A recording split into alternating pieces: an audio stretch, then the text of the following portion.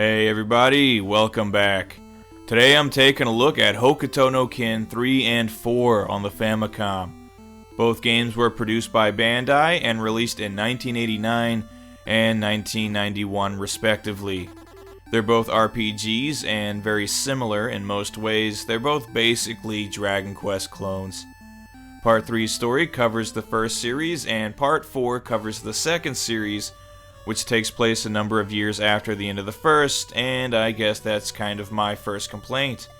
If you're a big fan of the series and you've seen or read pretty much all of it, as I have, then you're not really going to be surprised by anything that happens or see any new characters, which can really take a lot of steam out of a story-driven game. Both games feature traditional turn-based combat, and as you might expect, you have a few different options for attacking, defending, and using special techniques. Both games also start out very difficult, so expect to die and lose a chunk of your money on a regular basis early on. The frequency of random battles in both games, but especially in Part 3, is alarming. You'll literally take one step from one battle to the next, and this can really make progress difficult as far as getting from point A to point B.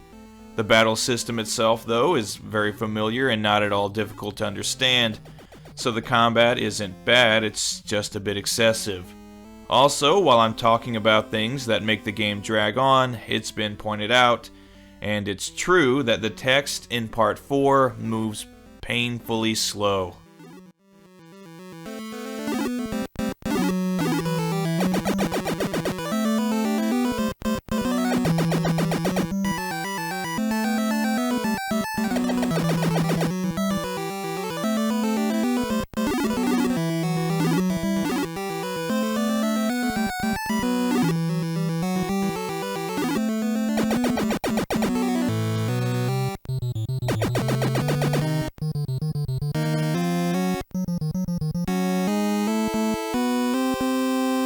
Graphically, Hokuto no Ken 4 looks considerably better than 3, which is to be expected as it was released 2 years later. It's much more colorful and defined, or at least the exteriors are. The interiors do still look really stale. I do actually like the character portraits better in Part 3 though. The ones in 4 have kind of a goofy looking smirk on their face, which is really off-putting, but overall I don't think either one looks really terrible. Just be prepared to see the same terrain over and over again. The sound design in both also isn't bad. There's not really a world of difference between the two. The music in the towns and fields sounds okay, but the dungeon music in Part 4 is kind of grating. Also, I know it's not the Famicom's strong point and these cartridges have limited memory, but a voice sample here or there would have been greatly appreciated, or even just recycling the Bruce Lee squawks from the first two games.